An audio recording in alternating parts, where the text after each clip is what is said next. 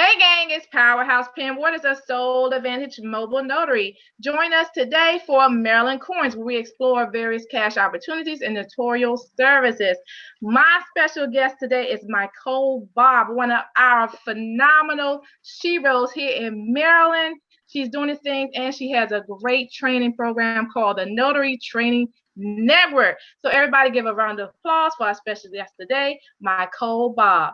Michol, take it away.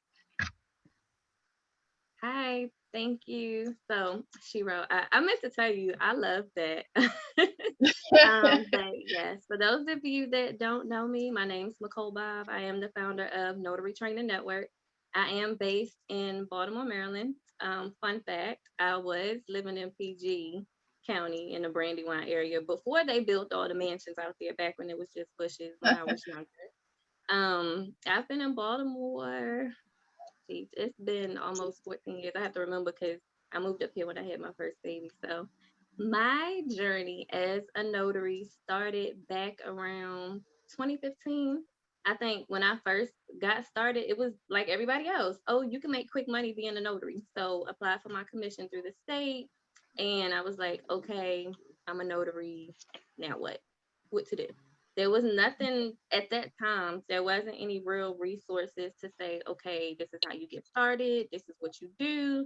This is how you can make money. So, I started doing my own research. Everything that I do and everything that I teach is self-taught. So I really like and appreciate what you're doing because once I got my commission, I was like, okay, let me find some other people because I can't be the only person who wants to know, more about what you can do as a notary. Right. So I actually started as meetup group in the Baltimore area back when meetup was a thing. So that I guess would kind of be the equivalent of what you're doing and how we're doing this now, but actually in person. We used to meet at the Panera. We used to hang out, talk about stuff for maybe about an hour or two Mm-hmm. in the Baltimore area. Once I started, I kind of just jumped straight into it. So my first plug is don't quit your day job. But there's Don't a do reason it. why I quit my day job. So I was working in healthcare. I was a quality analyst for a long-term care facility that sent medications out to nursing homes and things of that nature. So I got the opportunity to be a loan officer actually. And part of that was, well, I had to take the state test to be a loan officer and I missed the test by 6 points. So they Oh, fired me and I was very distraught because it went from not knowing anything about mortgage, real estate, none of that stuff, because my background was in healthcare and then had to learn so much of it to fail a state exam by 6 points and then get fired. So I was like, okay, fine, whatever. So I said, you know what? I kind of at the time was tired of working in healthcare. So I was like, okay, let's just, see how this is going to work itself out. So at the time, I wasn't doing loan closings, but I was fortunate enough to find companies to work with that gave me steady work. So I was still, excuse me, matching my income. Now I can't tell you how much I was making just because yeah. back then I wasn't keeping track of my money, keeping track of how many notarizations I did, keeping track of, where I was going, counting mileage and doing all that stuff. So I probably was doing some stuff wrong, which, we all don't, when we don't know what to do, we don't know what to do. So as Right. time goes on, you learn better and you know better. So when you know better, you do better. So That's what. the things that I did when I was first starting, I was of course doing mobile notary work. I was a process server. We'll get into that a little bit more. I did field agent work. We'll get into that a little bit more. I was doing loan modifications. I was doing loan applications. Those are the things that you don't necessarily need to have your title producer's license to do. Mm-hmm. And I kept busy. Back then, I found a lot of work for companies that I was doing the work for on Craigslist. Sorry, y'all, I'm still momming at the same time. So if you see me looking that way, it's because the baby's too quiet. That's um, fine. We understand. um, Go ahead. yeah. So, but now I feel like Craigslist has a whole lot of scams on there. So, um, I probably won't do work that I find on Craigslist unless it's from a legitimate source. Mm-hmm. They didn't have, well, they might have had a lot of groups on Facebook back then. Now, remind you, this is back in 2015, 2016. So I wasn't really looking for Facebook groups and looking to get information from there. And then when I realized a lot of people were giving a lot of information for a lot of other different states, I'm like, okay, well, can I really do this in my state? So we're going to talk about some ways that you can supplement your income for what we can do specifically in Maryland, because I know that's a lot of questions that come up a lot, because now with everything on social media, it makes it feel like, oh, this is the gig economy. And if you're not doing loan signings as a notary, then you can't make any money as a notary. We're Just also going to talk about how I feel like they sometimes mix up the terms. So you have a mobile notary that's going out providing services. You may not be doing loan closings. Then you have a loan signing agent. So if you're promoting yourself, you can promote yourself as a mobile notary, and you can also promote yourself as a loan signing agent, because every notary that does loan signings don't always do general notary work. So right. that's two things. And then the third part of it is you're working as an independent contractor. So that's when you're doing the other assignments as a field agent and working for other companies, but you're not necessarily doing transactions or handling documents that require notarization. So that's the three different caveats of providing mobile notary services. Also, we're going to talk a little bit about safety, because some assignments that you may get contracted for, or some places that you may go, I always say it's important to know your demographics. You don't want to just go to a place or just take an assignment because it's going to pay you good, because you may not know the area that you're going into. Funny story, well, it may not be funny to you, but it's funny to me. I got an assignment one time to do something in Port Deposit, Maryland. I've never been to Port Deposit, Maryland. I don't know Never if heard any of of you have been to Port Deposit, Maryland. Okay, so this is good. So it. I always like to do little mini road trips. So one time I was driving up to, and I think the assignment was like $150 for an evening assignment. And I was driving up to Pennsylvania, I think it was, and we ended up going through Port Deposit. Now, of course, I didn't take the assignment, but when I was Mhm. driving through Port Deposit, it's like a little small rural community type of town. Waterfront has one well, where I was going, it was like the downtown area. It had one restaurant, had like a motorcycle club, all the bikes were at the restaurant. And then it had, I don't know what it's called, so I'll probably mess this up, but I'm gonna try to describe it. You know how Okay. you're driving in some parts, if you go real far south to Calvert County and those areas, you see the Mhm. dam, the water dam to get Right. electricity. So that's Mhm. what it had. It had a dam, a water dam to get electricity. So I'm What? like, and it didn't have a lot of street lights. So this Uh, is one of those types of places where if you look like me, you may not want to mhm. be there at night in the dark if you don't know where you're going and who you're going to. So that's why safety is important. And then it's also important to have a backup GPS, because your car, if Mhm. you're going to some of these new developments, it may not have the street names and the zip codes for the new developments. So you want to make sure you have a phone that's working, because that's one place where if you don't know where you're going and you turn the wrong way, you literally might fall up in the ditch or in the water. And I'm not saying it to be funny, I'm saying it to keep it real, That's because true. that's the type of roads that you have to drive on.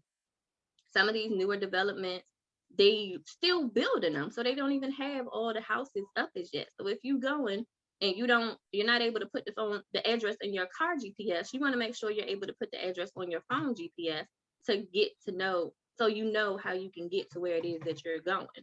That's another thing that's important. And sometimes, because roads and places change, I've had my GPS take me to fields, literally in the middle of nowhere, and I'm like, was there What's a going house on? here at some point in Right. time?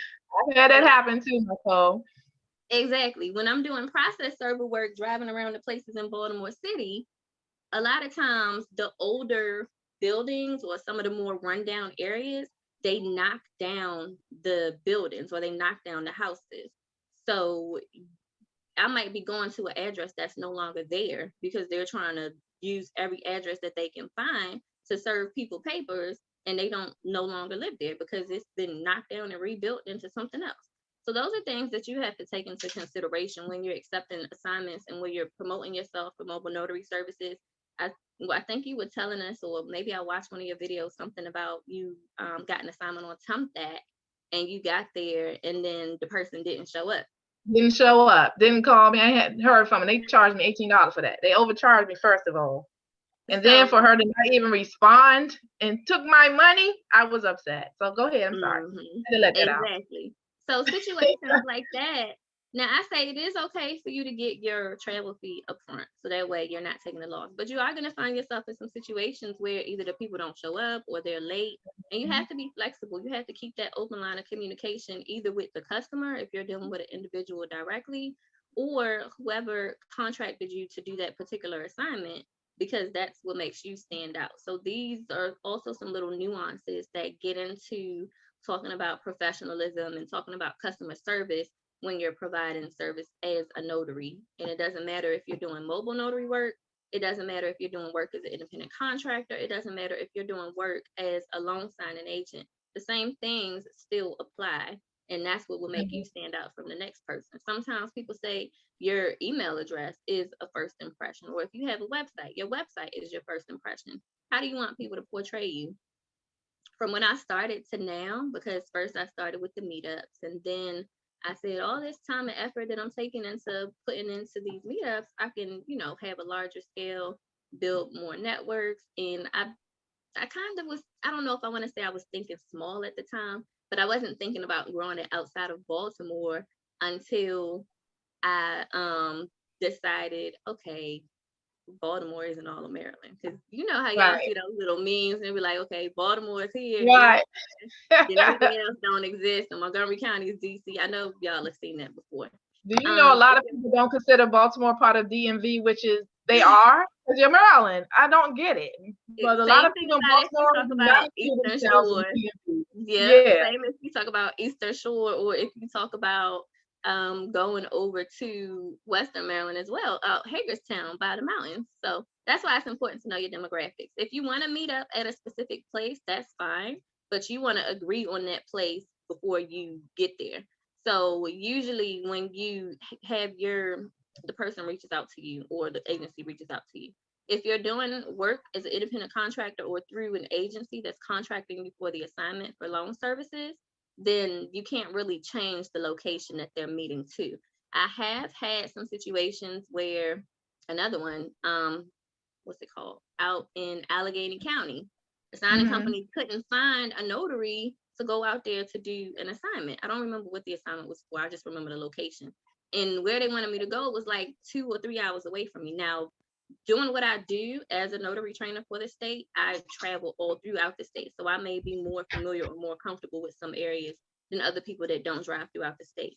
So I know from Baltimore, Allegheny County is about 2-3 hour drive.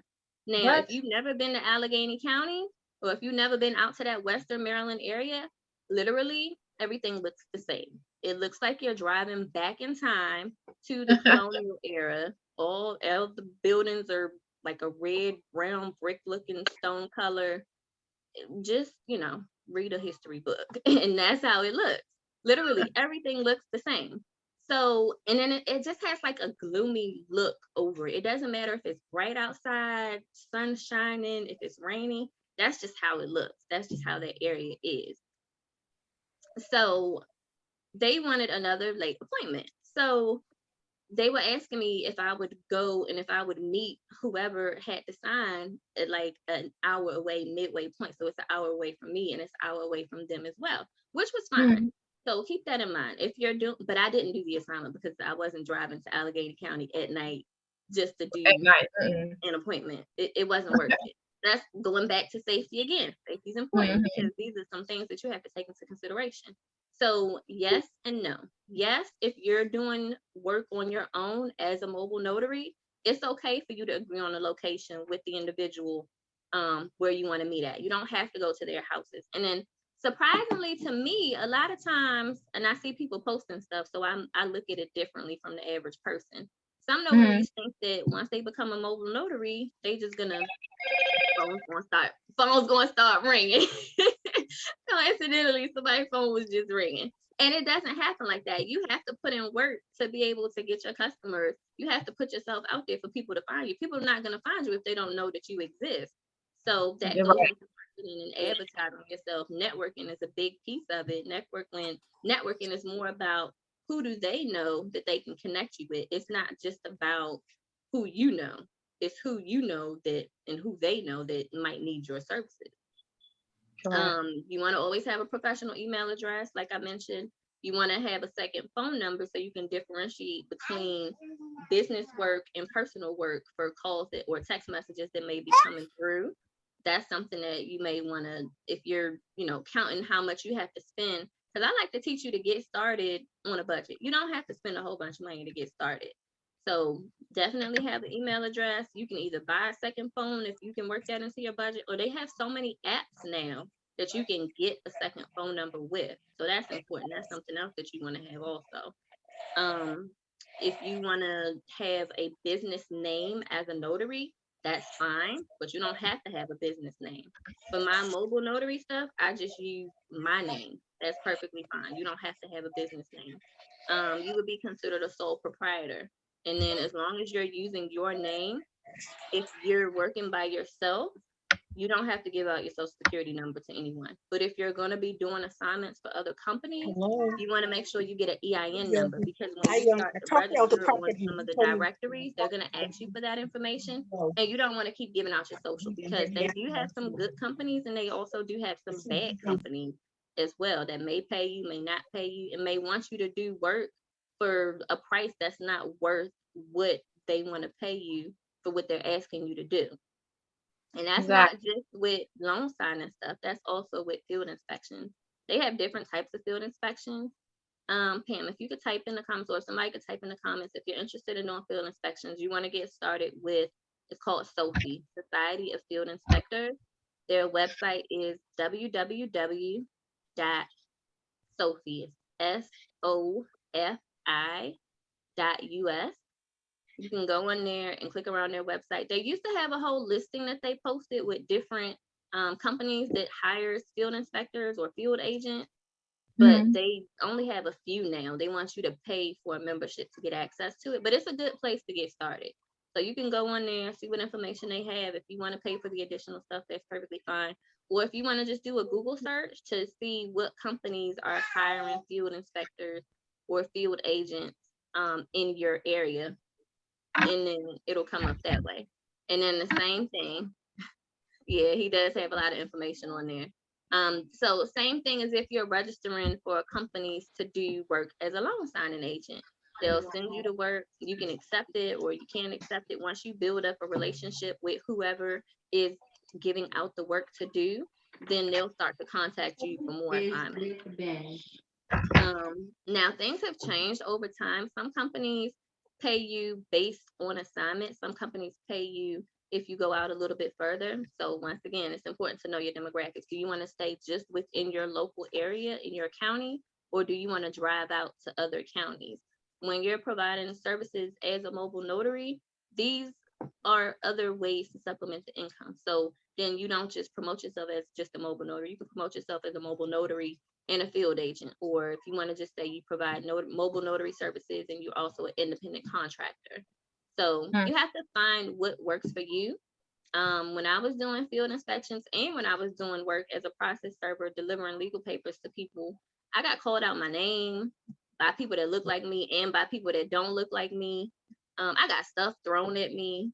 I got dogs. People had their dogs out. They would let them run out in the yards because, people don't want to go up in their property and they are trying to avoid legal issues that's coming towards them. So you have to document all of that. So that's why safety is important as well, for you to let people know where you're going, because you can get hurt. I never got hurt. And at the time I had thick enough skin to just accept it as part of the job. But these are the things they don't tell you. And they're like, oh yeah, you can do this. You can make all this money. You can get all this stuff, doing all of this. If you stay busy, you'll be on the road. If you don't like to drive, learn to like to drive, have snacks in your car, have something to drink. Make sure you always have a full tank of gas. Now, this concealed to carry. I don't have a gun license, but I've been seeing it coming up. So I guess more people are getting gun licenses in the state. Now, if you're a full certified field inspector, and don't quote me on this, disclaimer, this is just my opinion. So it's not right, it's not wrong, it's just my personal opinion. You don't have to agree with it. So if you are licensed as a certified field inspector, because they have field inspectors that are certified to do different things. You can do vehicle inspections, you can do property inspections, you can do pre-foreclosure inspections. They have different types of field inspections. I seen one the other day. If you're working for Medicare, they have Medicaid fraud investigators that go out and investigate whatever they investigate. So they have different types of field inspectors. Now, if you have your concealed to carry, I think you're okay as long as you're using it how you're supposed to by whatever federal regulation. I'm in Maryland, so if y'all see me switching between two screens, it's because I'm live on Instagram as well, and they're asking me questions also. So I'm in Maryland. So yeah, so as long as you're doing what you're supposed to do with your conceal or conceal and carry, I don't even know what the proper terminology is, then you should be fine if you're doing field inspections or if you're doing process server work. If you're doing notarizations, most times it's either for something that's already agreed upon, but you will find yourself in some situations where you may feel like your safety is questioned. I won't go just pulling it out, but you know, on a case by case basis, you may want to let it be known that you have that if it needs to go that route. And I hate to say it like this, but especially with everything going on in society nowadays, you can't be too careful. So if you have it, just use it as you're supposed to use it. But if you don't have it, don't try to just go get it just because.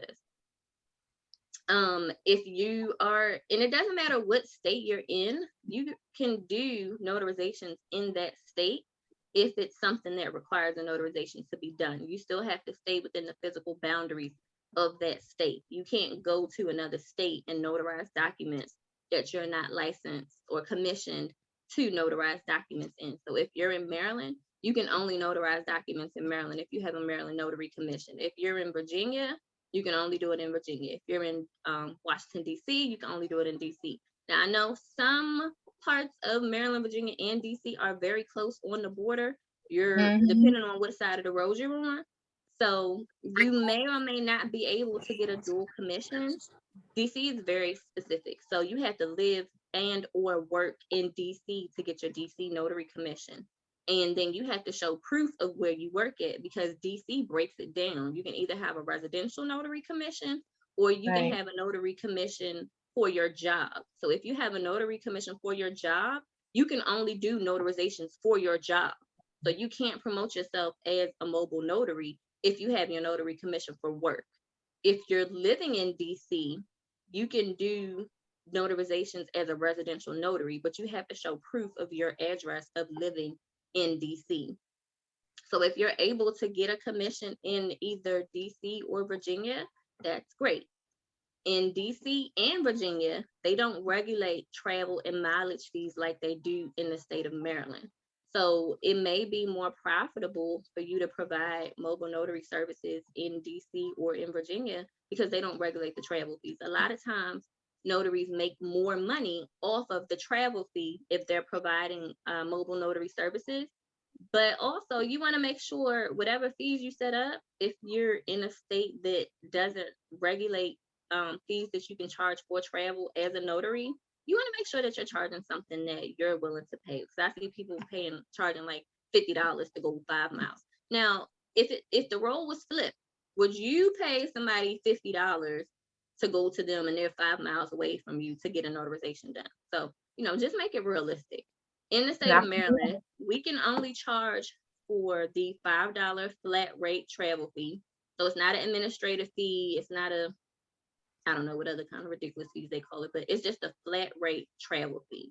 And if you're giving an itemized receipt as a mobile notary, you can either do a digital receipt, depending on what type of software you're using to collect payments, or you can write it out on paper and give them a paper receipt. So it would be a $5 flat rate travel fee, and then it's $4 per notarization. So anytime you have to notarize the document, you're charging for that notarization. That's not per page, or it's not per signature. A lot of people get that mixed up. It's per notarization, because think about it this way. So let's confirm that, because we were just told last week, I'm not going to say her name, but our guest last week has been telling us and confirmed that it was per signature. And she's one of the top teachers at NNA, but it's per notarization. as per notarization, because your job is to notarize the document. So if it's not a notarial act that you're verifying or that you're putting your stamp on, then you can't charge for that.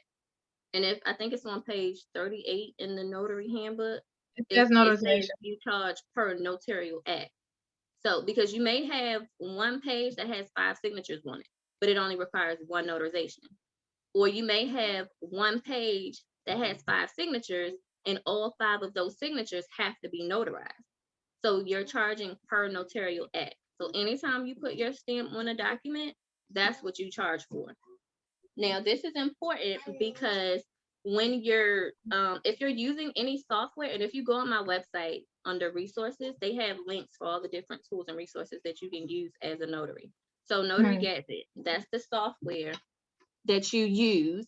And you can put in your notarizations that you do. It tracks your mileage, because if you're filing taxes, they're going to want to know mileage.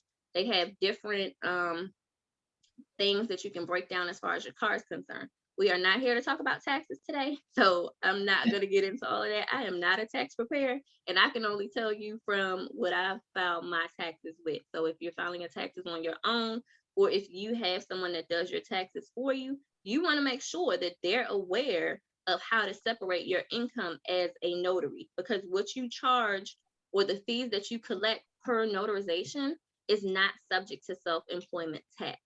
So let's keep it simple. Let's say you have $140 worth of income that you make for notarizations for the year, and you did 10 notarizations. Everything else is travel fees and mileage. So $40 of that $140 is not going to be subject to self-employment tax. So you want to make sure you get somebody that knows how to separate your income, so you're not paying more taxes than what you need to pay. If you're using any of the softwares on my website, I have Notary Gadget. It lets you put in your mileage. So if you're doing field agent work, or if you're doing work as a field inspector, of course you're not doing notarizations, but you can put the distance that you traveled for your assignment in there and track the mileage that way. If you're doing loan signing work, now of course we get paid a flat fee for doing loan signing work, but you do notarize documents within that packet. Depending on what the packet is that you're doing notarizations for, it can be just one stamp on that packet. It can go up to 12 to 15 stamps in that packet. So if you're in Maryland, your fee would be 12 stamps times $4, whatever that is. And if you're using Notary Gadget, and I'm sure it's similar on other notary accounting software applications as well, it separates the income on how much you would have made per notarization charge. And I know I'm saying a lot, so I'm gonna repeat again so y'all can follow me. If you're getting paid a set fee and you're using a notary accounting software, that software that you're using should allow you to separate the income that you would have made per notarization, and also the income that you have left over for profit after the cost per notarization is deducted. So all you would have to do is plug in the information for that one transaction, and it separates the numbers for you. So that's why it's important. And I know a lot of notaries don't do it, because I tell notaries to do it all the time, and I don't do it all the time. I do it after the fact. So I need to get better at keeping it consistent. But yes, if you plug the numbers in correctly, it'll separate it for you, and then it generates a report. So when you go to your tax preparer, or when you're ready to file your taxes, all you have to do is pull the report and give them the information, and they'll plug it in. And it also lets you put your expenses on there. So some notaries try to charge per page or for ink and all that stuff. If for tax purposes, it doesn't let you charge those amounts or break them down or deduct them down on a per transaction basis. It's on a per cost basis. So if you're buying a case of paper, then it would just be for however much you paid for that case of paper the one time that you bought it. If you're charging for ink or toner, it'll just be for however much you paid for that case of ink or for that toner that one time that you bought it. So if you're trying to itemize your stuff and do it per transaction and break it down per page or per ink cost, it's not going to let you do it that way. So don't waste your time doing stuff that it ain't no benefit to you in the long run. So gas, that's something that you can track and keep records of. So if you have a credit card, use your credit card just for gas. The interest on your credit card, as long as it relates to business transactions, that's something that you can write off on your taxes. If you buy any supplies, so of course ink and paper, if you buy pens, I see a lot of notaries asking customers to provide their own pens. I like to go and rummage through the office supply stores and look at their clearance section. I just went to Office Depot and I bought these pens. You can see the price on here, $3. $3 on the clearance section. That's good. Is preferred, and these are good pens. And I done went through many a pens. So I provide my own pens and I give them out to the customers. So if you want to work it into your budget, I have 1, 2, 3, 4, 5. This is like 7 or 8 boxes of pens. And it's 36 pens in here. So you can go one time and count out how much you're going to budget for transactions that you do and just buy your supplies in bulk for the whole year. And that's something that you can write off. So supplies, paper, if you want to buy a uniform for your work, if you want to buy a badge, or if you want to just do a shirt and it has your name or your logo on it, that's something that you can buy. And as long as you keep your receipt, you can put it as an expense. If you do any trainings, if you attend any of my workshops or any of my events or any other training events, that's education. That's something that you can write off on your taxes. So you have to get good or develop a habit of keeping track of where you're spending your money and what you're spending your money on, so that you can actually be able to write stuff off. Because God forbid you get an audit and you're saying you made $10,000 in income and you really didn't make $10,000 in income, because you can't prove that you made that much, especially if you're doing cash transactions. Or if you want to say that you had $10,000 worth of expenses, but you can't prove that you really spent $10,000 to fund stuff for your business. So you don't want to be lying on your taxes, because that's a whole nother separate issue. Yeah. Also, if you have your title producer's license and you have tax issues, then that affects your title producer's license, and it prevents you from being able to renew your title producer's license. What else? It may or may not affect your driver's license, which is important as well, because you don't want to get pulled over if you're out working, but keep that in mind also. As far as, cash, because so my day job, I work for a bank. I am a fraud analyst at the bank. I see a lot of business customers coming across with their accounts. So if you're doing cash deposit, well, 2 things. The first thing is, if you want to get a business bank account, get your EIN number. That's free from the IRS. You don't have to have a business name to register to get an EIN number, but you do have to have an EIN number to be able to get a business bank account. So that's the first important thing. And then to add on to that, a lot of people just missed out from getting a PPP loan because they didn't have a business bank account, because they don't really want to deposit business money into a personal bank account. They have so many different types of banks. They have online banks, they have local in-person banks. I don't know any CPAs that are familiar. I get asked that question a lot.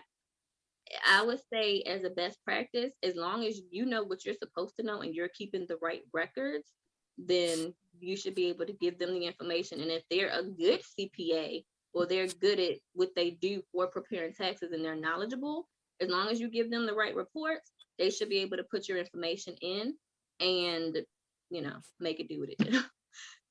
But yes, so I can't recommend any that I know, but as long as you have the right records and you give it to somebody that knows what they're doing, not just they only do it for tax season. Like, no, you want to get somebody that eats, sleeps, and breathes taxes, because at this point they're messing with your money. So you want to make sure you get somebody that knows the ins and outs of what it is that they're doing so they can do it properly. So yeah, so get your EIN number, open your business bank account. And if you're doing cash deposit, you want to make sure you're notating what it is for, and it's good for you to have receipts. So if you're doing, I'm biased, so if you're doing like Cash App or Venmo, if you give somebody your Cash App and they send it to the wrong account, you're out that money because they're not going to want to pay you twice. And then they're out that money because the bank more than likely can't get it back since they initiated that transaction. So that's why I'm against Cash App for business transactions. Now, I know they do have Cash App for business, but working in the bank, I'm telling you some of the inside information. I was advised against doing Cash App for business. Venmo, same thing. Venmo, the platform that it's used on is public, so everybody can see your information. Yes. So it's easy to get exposed that way. My code. That's how I found out my daughter was going to Kenya. She didn't tell me directly. I found out through Venmo because I saw that she paid for some airline tickets. I was like, well, where are you going? So it is public information. If you connect to somebody, they see all of your transactions.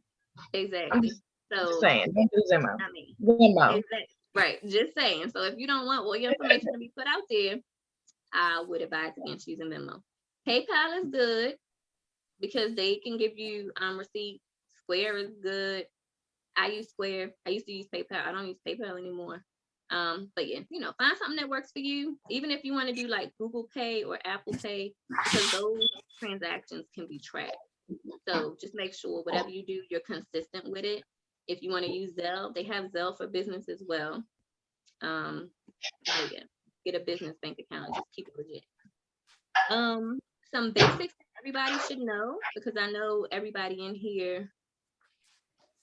Okay, so she brought up Navy Federal, so I'm going to talk about e-checks real quick. Hold on one second. Hold on, Michael. Right now, so y'all starting to ask a lot of questions in the chat. So this is the time where I want everybody to unmute yourself unless you have noise, and you can verbally ask your questions with Michael, so we can get the answers. So everybody that has questions in the chat, you can directly ask Michael, right? Yeah. She doesn't bite, so just directly ask her. So you can unmute yourself if you don't have a lot of background noise, and let's ask your questions directly. Okay, so I want to mention e-checks real quick, because I've seen some people been having issues with Navy Federal e-checks. Is that what you were getting to? I don't know who posted that just now. Okay, so if you have a bank that doesn't, okay, so yeah, so she's talking about some banks don't allow e-checks to be deposited. Now, I know some of the signing services do send payments through an electronic check. If you don't know what an electronic check is, it's basically a paper check. They send it to you to your email, and it may be encrypted, so you have to get like a verification code or something to be able to print it out, and then you just sign the back of it and you deposit the check like a regular check into your bank. Now, on the flip side of the banks being able to deposit electronic checks, some bankers are not familiar with what an electronic check looks like, because I had a situation where I went into Wells Fargo, and Wells Fargo told me that I had a fake check for a loan closing that I did, because the notaries in Wells Fargo was like, oh, well, you can't get paid $175 for a notarization. I'm like, you can't get paid $175 for a notarization, but I can, because this isn't just a regular notarization. So sometimes they don't know how to do it. And then also, if your bank doesn't take it, you can go to whatever bank. Okay, so maybe they're changing something with the Navy Federal. If your bank doesn't take that check, you can go to whatever bank issues that check. So maybe Bank of America or Wells Fargo, if it's local to your area, and you can have them cash the check for you. You may have to pay a fee, but that's an alternative option. I would advise against taking it to like a check cashing place, because they're a little bit sketchy sometimes, but definitely go ahead and take it to the bank that issued the check if you're able to do so. Now, if you find yourself in a situation where your bank isn't taking it and their bank isn't, you don't have whatever bank issued it local to your area, then you may want to consider opening a new bank account. I mean, it's plain and simple as that. Any other questions? Oh, so I'll just keep talking, and if anybody has a question, you can unmute and stop me, and I'll go ahead and answer your question. Some I don't have business, a question, but I want to go back to when you talked about the dual commission. It is not worth it if you can't verify your job and your residency. It is not worth your commission to try to get dual shifts, if that's the right word. It's not worth it.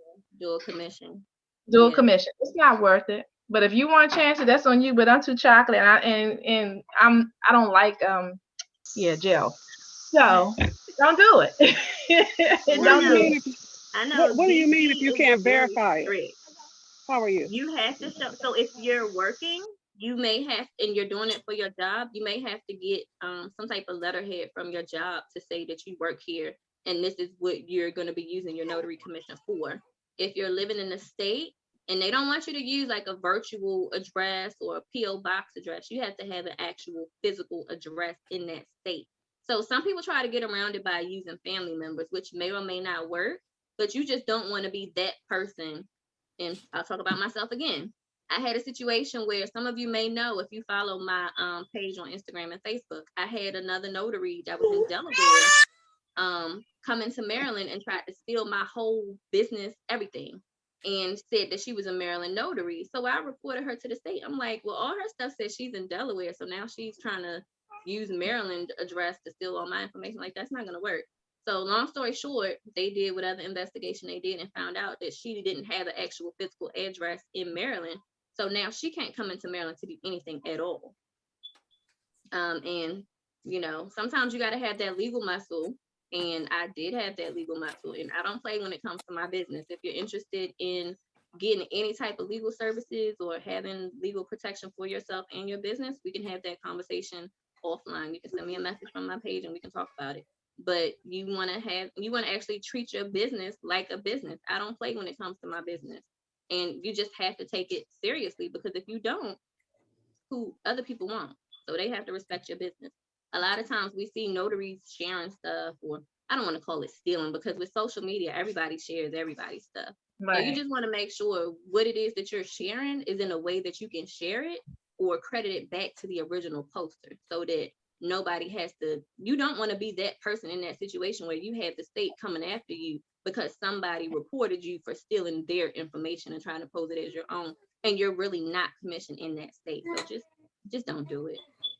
Oh, can I ask a question? Sure. Can you hear me? So what I'm Yeah. trying to understand is, you said if you, so I am dual commission. I'm commissioned in Maryland and DC.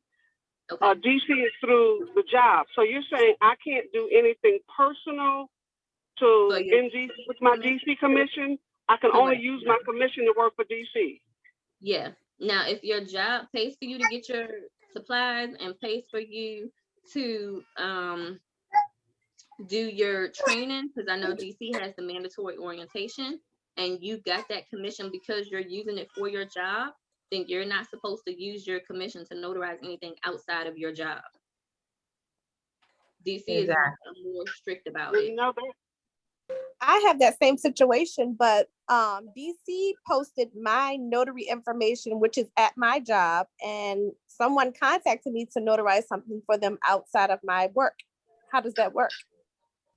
So it depends on how your job is set up. If you have a job where they allow you to have external customers come to your job, then, you know, you may want to have that conversation with your manager to say, is it okay for people from outside of here to come in here to get notarizations done because they have my information posted? I was working with the DC notary director. You can request to have your information removed from their database, because if you don't know, now you know.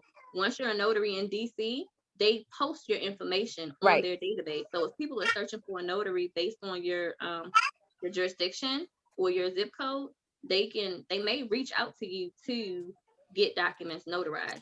So and I was like, how did you find me? Yeah, just send an email to the state and ask them to take it off, and that's all you have to do. Okay, that works. Thank you. You're welcome. I did not know that. It's not good. Yeah, so that's why she was saying sometimes it may not be worth it to get a dual commission, because even if you have it, you may have limitations in what you can do with it and how you can use it. So make sure you keep that in mind as well.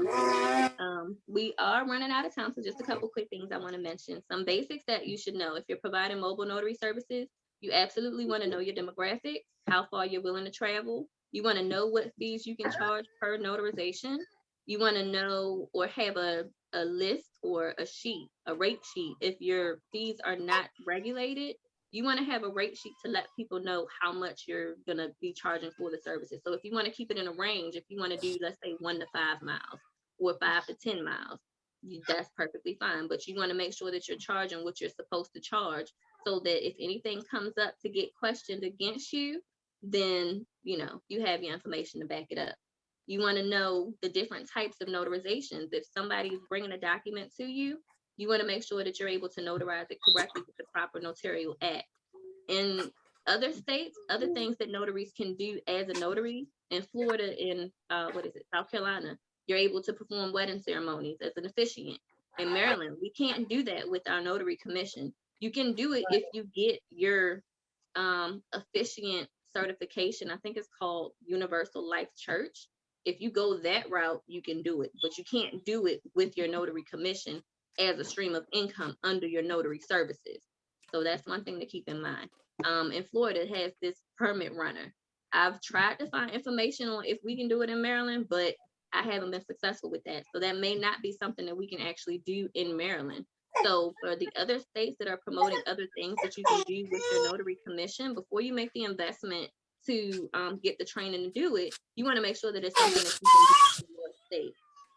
Okay, so Kasha, she has the universal life, so she's able to do wedding officiation. I got AMM. Okay, so is that another online one? American Ministry, American Marriage Ministry. They're the same type of thing. Marriage Ministry. But you have given so many great gems, and like you said, we only have a little bit of time, so I want to take the last 5 minutes of our hour for questions and comments. So unmute yourself if you have anything you want to ask Michol for the last 5 minutes. It's up to you. The floor is yours. Carmen, any more questions? Hey, Carmen, it's what are you thinking? Hey, it's Nicole. Can you hear me? Hi. Hey, Nicole, hey, Michelle, thank you for your presentation, and thank you for all the knowledge you shared. I definitely learned some things. I'm a Virginia notary, but wanted to hang out with you guys because we're so close. It's always good to know the laws on the other side of the land. And so I just wanted to comment really quickly on the Navy Federal situation.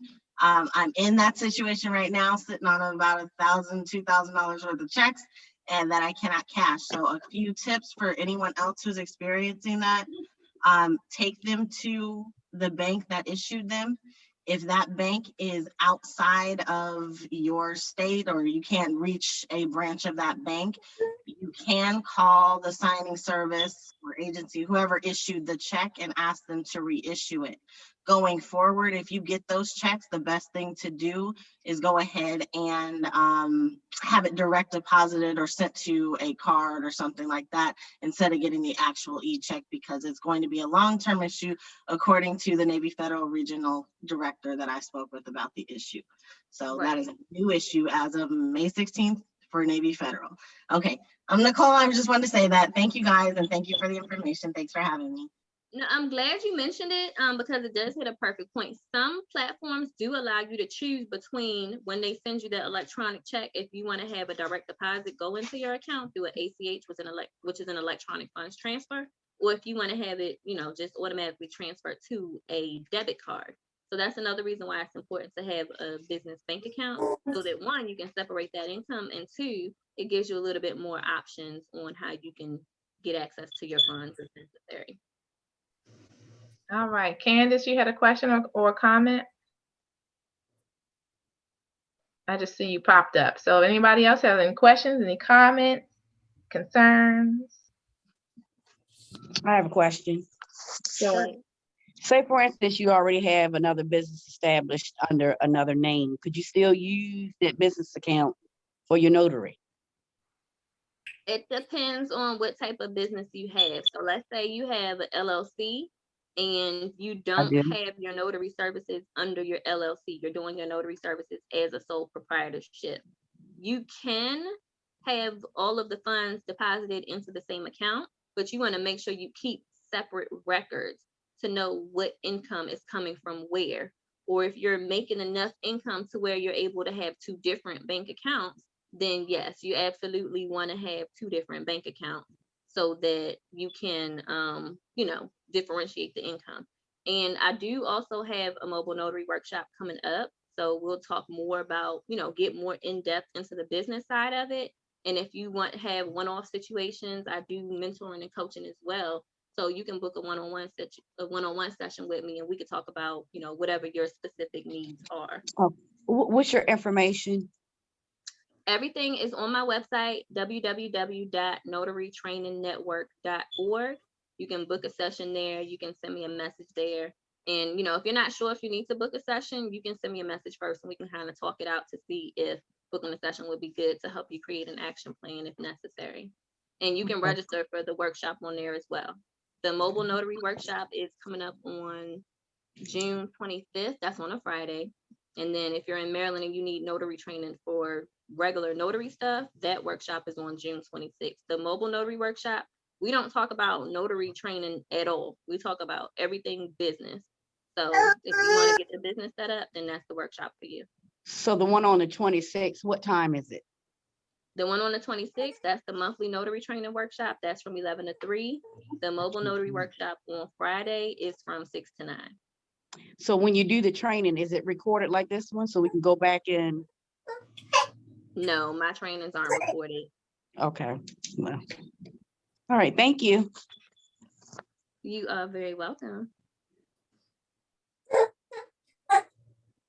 All right, and we're going to conclude this episode of Maryland Coins, where we explore various cash opportunities in notarial services. I want to thank my guest, Nicole Bobb. Once again, we're going to put her information. If you're not part of the Maryland Coins Facebook group, we're going to put most of her information there. But she also just gave her website, so contact her then. So, Nicole, we want to say thank you. So, everybody say thank you. So, but don't leave because we're about to start the after party. Thank you. Stay here, everybody, for the after party. Hold on one